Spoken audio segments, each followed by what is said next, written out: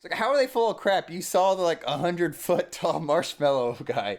The only company that should have went out of business was the Stay Puft Company due to the bad PR after that. Well said.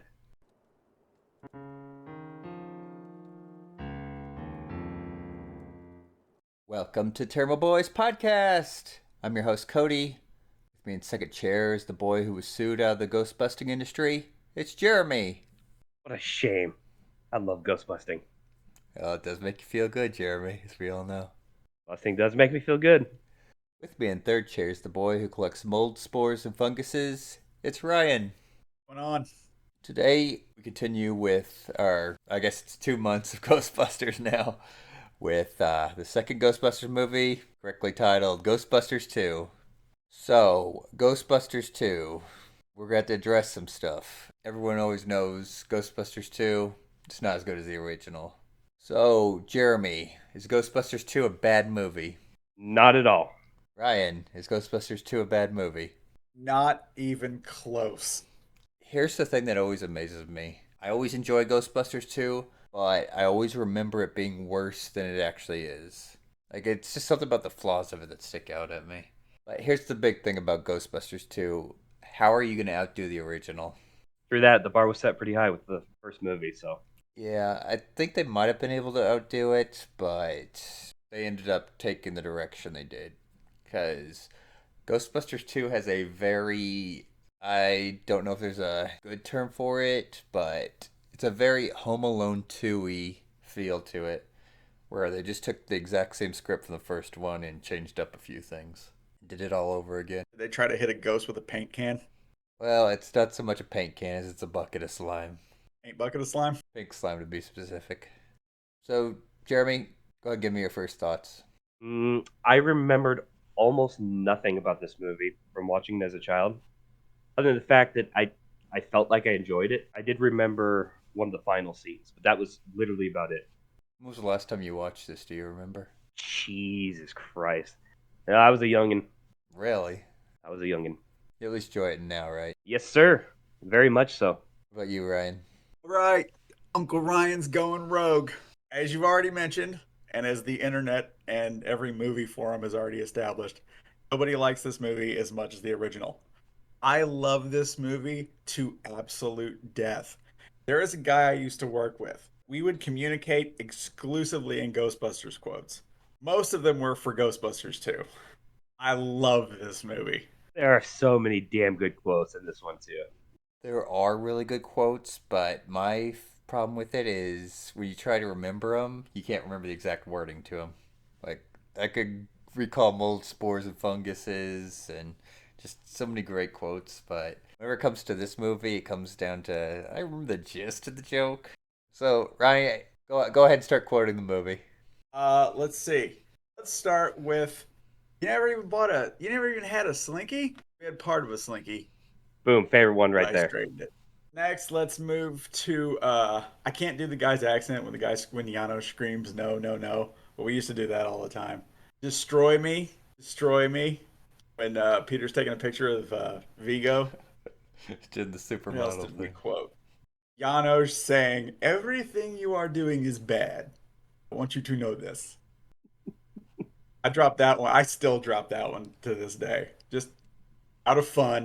Let's see what else. I got Egon, Ray. I'm blanking on a good Ray. I know there's a good Ray quote. Oh, toaster. You're not sleeping with it, are you, Ray? And he looks at Egon and he goes, "Always the quiet ones." I go on. I think that's enough. All right. People at home, you can tell Ryan's a major fan of the Ghostbusters franchise. If you Uh, didn't watch our I'm a Ghostbusters fan of 1 most of the review, Ghostbusters franchise. we'll get into that one in a few weeks. I'm not ready. I'm not ready. Jeremy has to lose his innocence someday. No, god damn it. Let me enjoy my. Unfortunately, Ryan didn't give my favorite quote, and I'm probably going to mess it Hairless up. pets. It was whenever they were in Ray's bookstore, and Peter's like, he's talking to Egon. He's like, "Oh, they like the cranium on this guy," and then Egon looks at him as like, "They're more interested in my extra large epaphroditus or something like that." It's another word for Epididymis. yeah. There you go. It's like another word for like the tubes that are on your testicles. Okay, wait, we missed one great quote. Please, Ryan, can you recite this one? It was in the courtroom during the hearing, or after the hearing when the judge throws out the case. It's about exposing. You know which one it is? Yes. It ends with Peter saying, "Oh, it's with Lewis Tully where he's like, my clients could expose themselves," and Peter goes, "And you don't want us exposing ourselves." Yeah, I rewatched that one so many times. Or it was, yeah, Lewis. I remember Lewis Tully was like, "Our client has a judicial mistrangement order." Yeah, so I noticed that. That was like a really. The courtroom too is my favorite scene. Just gonna go out there and say it. Mostly because I Yep. love the design of the two like electric chair brother ghosts in that. But just how like Louis Tully, who's played by the great Rick Moranis, is he's kind of just winging being a lawyer. He got his law degree in like night school. It's like, oh, good, we got arrested during the night. Oh yeah, 100% agree with you. The entirety of the courtroom. So the court scene and then after when the brothers are causing chaos, every bit of it is my favorite.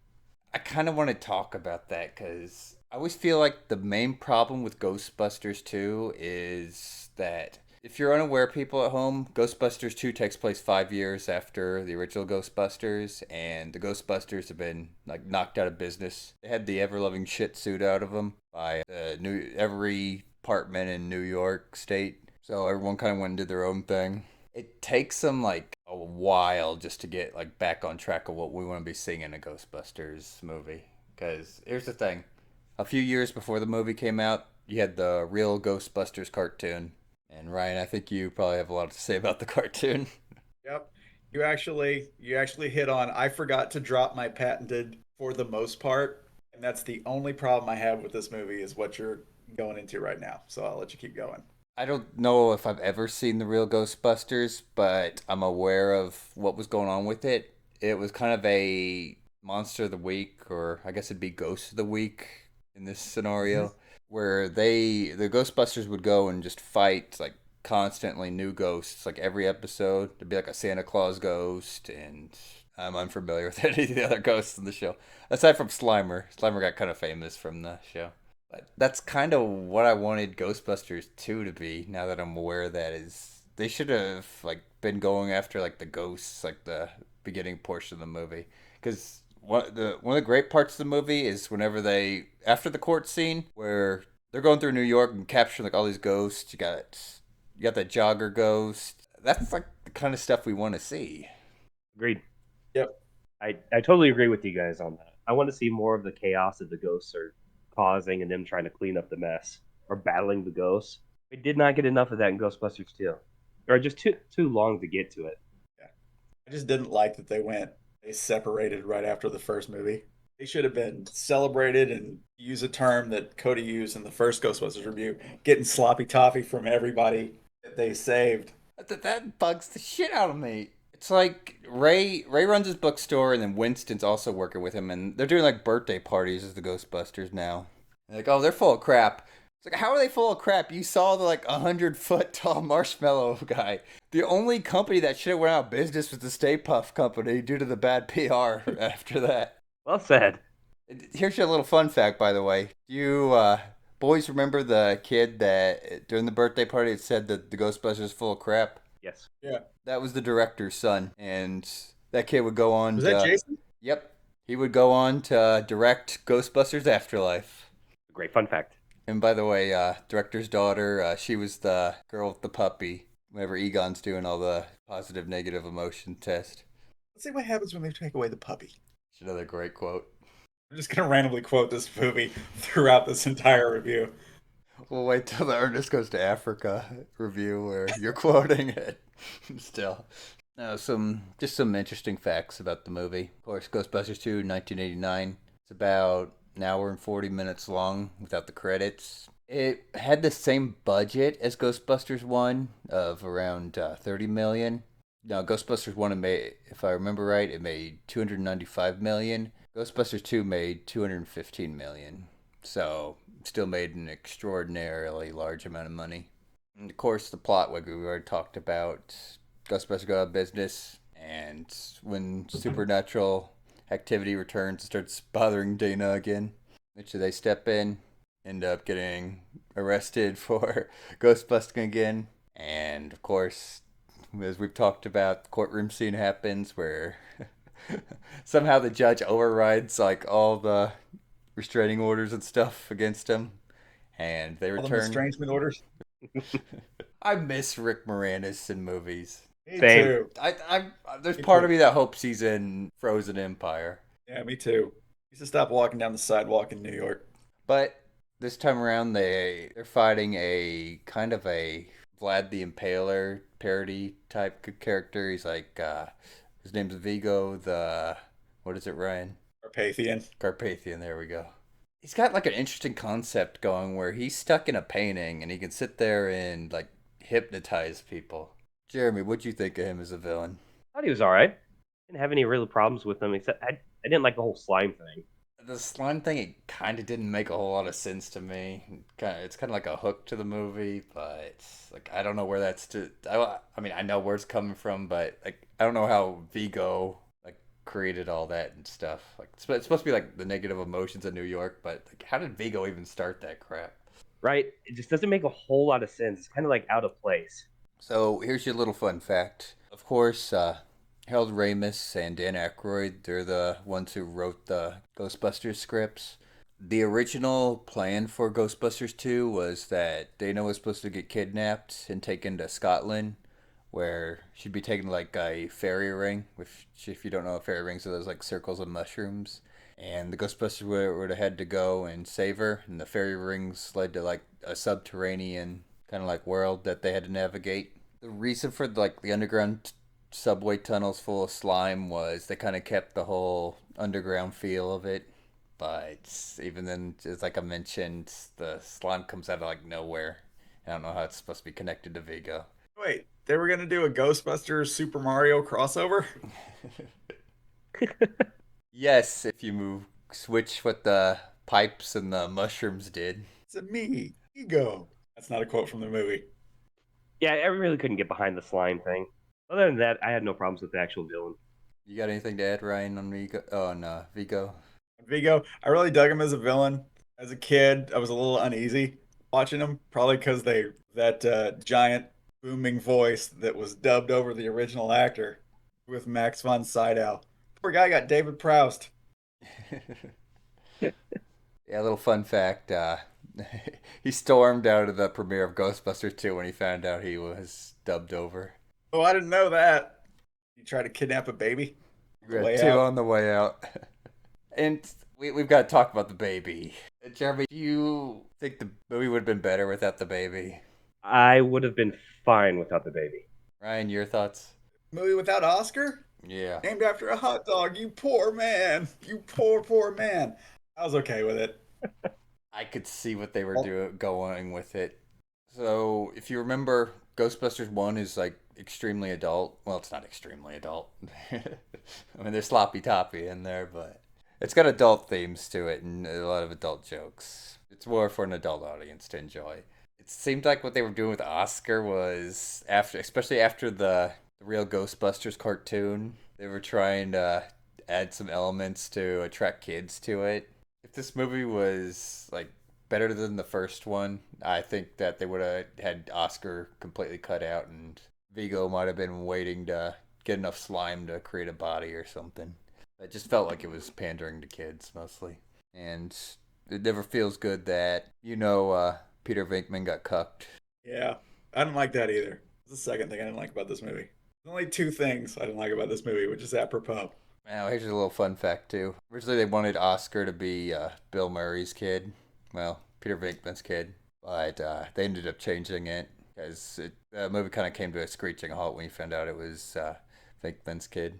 The director said that it was likely that the guy Venkman called a stiff in the first movie that had the nasal spray. Probably his kid. Walter Peck? No, it was whenever Dana and Venkman are like talking outside the orchestra, and then you have like the Oh, yeah. that Yeah. guy. He's only like in that That one guy. scene. Yeah. Now, Ryan, I've already asked this to. Well, I didn't so much ask it as I kind of stumbled into it, but you didn't tell us what your favorite scene is. Ooh, that is an excellent question. Lots to choose from. I'm This might seem like a cop out, but I might go with the courtroom scene. It's the one I remember most when I think about like the first time I watched it. The courtroom scene sticks out the most. That and the tunnel scene when Winston's like, "Oh," and then the voice comes back, "Winston." The severed That freaked heads. me out as a kid too. Still kind of So freaked yeah, me I'm gonna out. have to go with the courtroom scene as well. Yeah, it's really when the movies really starts going because you're done with the whole we're out of business crap. I love it how the judge is like telling them to help after all hell breaks loose when the brothers get out, and Egon's like, "Just tell them you don't believe in ghosts." Yeah. That's the thing about it is like the as soon as the trial starts, he's like, yeah. By the way, the judge like reiterates like, yeah, this courtroom doesn't believe in ghosts, even though there was a 100-foot tall marshmallow man attacking the city 5 years earlier. And Ryan, are you aware of like the two different uniforms in this movie? Uh, you mean the original ones and the blue ones? Yeah. Yeah, more partial to the original ones. During like the montage scene, they jump between the original and like these new blue ones, and the new blue ones are like on the poster for Ghostbusters too. Yeah. I don't know what the whole story behind that is. That's kind of what I was fishing for with Ryan, but I think that maybe they were like, "Oh, we're gonna do this is the newer Ghostbusters, so we're gonna go with new suits," and then they might have scrapped it Yeah, I never during. understood. Yeah. I never understood why they were in those blue suits. I mean, I liked it, 'Cause it was- but like it's really not explained why they're jumping between the two. I think it might have been originally they were gonna permanently switch over to them, but they didn't. They decided otherwise, and then they just kind of sliced everything up during post production. as a quick aside, you know what else is on the Ghostbusters 2 poster that wasn't on the Ghostbusters 1 poster? Winston, Winston. I was Speaking of Winston, he got more screen time this time around. It was nice. It was nice to see. he did get more screen time, but I still felt like they screwed him over. Like there's just portions of the movie where he's cut out completely. It's like whenever I they're dealing with Dana, like he's not with them, and the courtroom scene, he's not. I think he's at the beginning of the courtroom scene, but he certainly doesn't have a proton pack when it's time to fight the brothers. I was wondering Weird, about man. I wonder what sets him apart from the other three. that. You know what, though? Even though the first two movies kind of do him dirty, he's the one who kind of wins at the end. Because if you Yep. remember Ghostbusters Afterlife, he's like, Yep. he's loaded. He's rich, bitch. Yeah. Everyone else is just kind of like Egon was living in a kind of crummy farmhouse, and Ray's still doing like the cult bookstore thing, and Vinkman, who the hell knows what he's doing? He's back to teaching. But Winston was in the mall. yeah, he was loaded. If you remember during our first review, I even said is like, yeah, they were paying Winston like minimum wage for this. So he won at the end. At least it works out for Winston. It is a shame he wasn't in this one more, though. I felt like yeah, like you said, Cody, he should have been a bigger part of it. He was missing for chunks of it. And I wish they would have made him have his mustache because he just looks like so different without his mustache. I hope we review the real Ghostbusters someday. And I hope you come upon the fun fact about Winston. But I'm gonna save it. Well, first off, Ryan, we've extended Ghostbusters month to well by another 2 weeks. If you didn't see the schedule, and we will be reviewing the real Ghostbusters and the extreme Ghostbusters. Yeah. It's a good month for Ryan. It's basically 2 months at this point, It's a good 2 months for Ryan. except for 2016 week. That's not going to be a good week for Ryan. Nope. Sad day. Now, here's something I want to talk about, and I think it would have been like a really huge improvement to the movie. And the thing I liked is whenever after they weaponized the whole slime thing, like I love the idea of them making like new ghost busting weapons. Yeah. I also love this time around how we got to see like a lot of experiments and detective work too. Although I think it was a little bit of a filler to get to the good stuff, I still like to see it.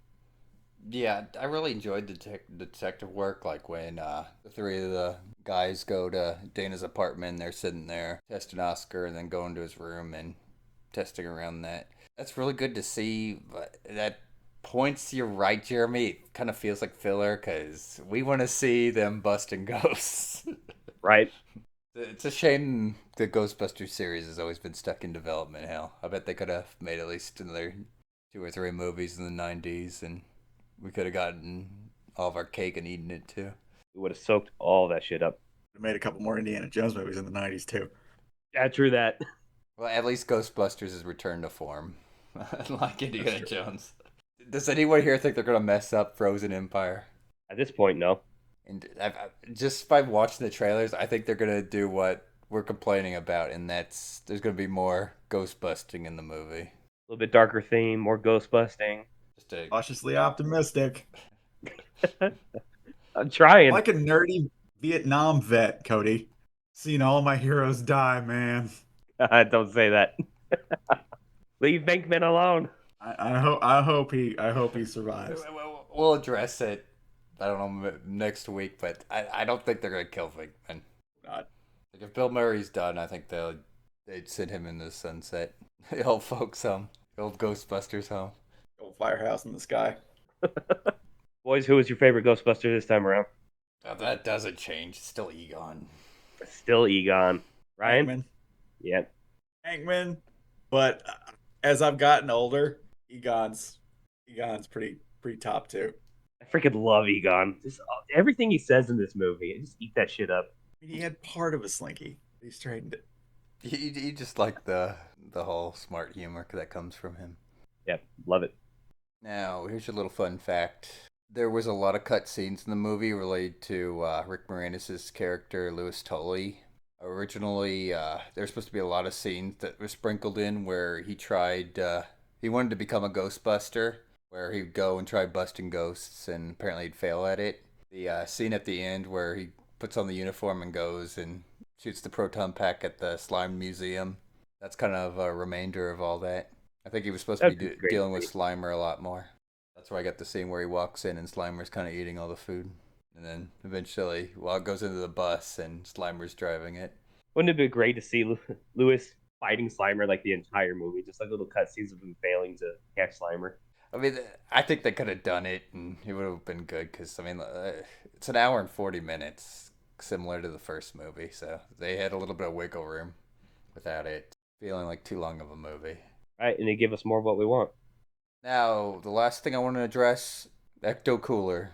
Who remembers this? Not I. Jeremy, you really missed out. Sad day. What about you, Ryan? Is that a drink? Yeah, it was like high C. Yeah, I never had it. Really? I don't think. I say that. I don't think I. Surely I would. The giant IP whore that I am would at least have one, but I don't remember. I know I had the cereal. Okay, well, we need Ecto Cooler back. They brought it back temporarily with Ghostbusters Afterlife, but I haven't heard anything about Frozen Empire yet. Did they bring back the Ecto Cooler with Afterlife? I think it was like a really limited thing.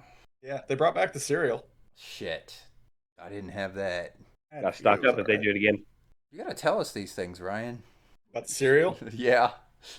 I'll text you next time. We went and watched this movie together. I didn't know you liked Ghostbusters cereal. I never had it. Now I probably never will. Oh, you will. Surely they'll re-release it again.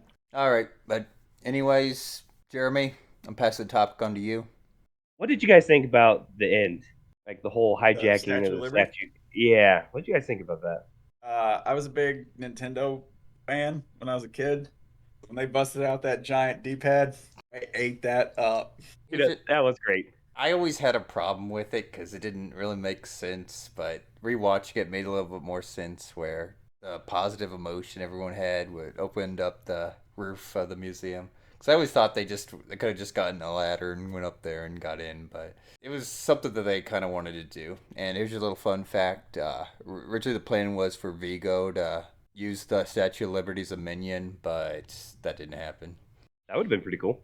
But I think it's just kind of a scene supposed to be like, hey, look how cool the Ghostbusters are piloting the Statue of Liberty. Yeah, I get that. I don't know. I'm kind of also on the same page that it would have been just as cool to see the Ghostbusters in their actual vehicle heading like Vigo. Well, I mean, they did, and then they kind of got stuck outside. Yeah, you're right. Didn't make a grand Also, entrance. Also, this is true. About a decade ago, my brother took me and his immediate family, his wife and daughter, to New York City. And during the trip, one day, we went to the Statue of Liberty. And we go inside, and I'm just kind of like I'm looking around. I'm like, wow, history. This is a couple hundred years of history. And then there's a record scratch, and I notice a song playing over the speakers, and it's that song. I love it. Wasn't wearing anything under that robe, huh? French after all. It's a toga, Jeremy. She's French, you know that. Ryan, pass top gun to you. Has anybody ever played the Ghostbusters 2 video game for Nintendo? Negative. There Not are. that I remember, anyway. I know there's multiple Ghostbusters video games when it comes to Nintendo. I know one of them's like really, really bad, and there's an Angry Video Game Nerd episode on that. But no, I think I had a Genesis when I was a kid. Yep. I think your Genesis might be at my mom's house. Not sure. I don't know where that thing is. It sure wasn't at our grandma's house. I know that. I know all the games are in my closet. I don't know where the actual console is. Please tell me you had Vector Man. No, Oh, you missed out on a good one. I We played had Ghostbusters. I've played Vector Man on review copies. All right, Jeremy, final thoughts. I love this movie. I would say it is, like we've said already, we've stated many times, it's not as good as the first one, but how are you going to get to... The bar was set so high with the first one, and when you kind of redo a similar plot, it just kind of falls a little flat with being a little slower too.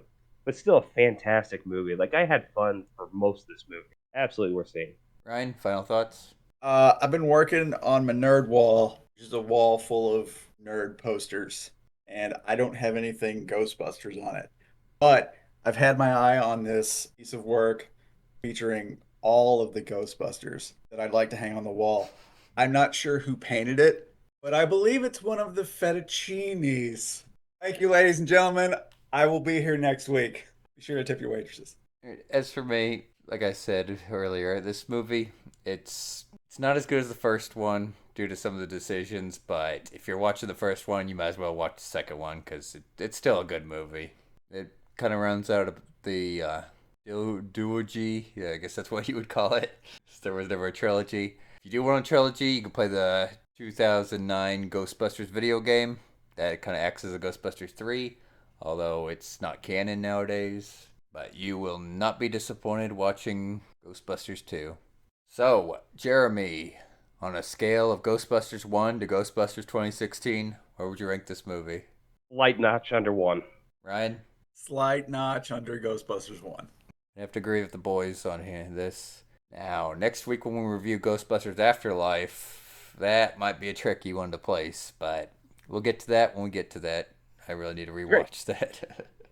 I've never seen it, so I'm excited. Really? Yep, I have never seen that one. I will definitely have some things to say about this one. Well, it's no 2016, so there you go.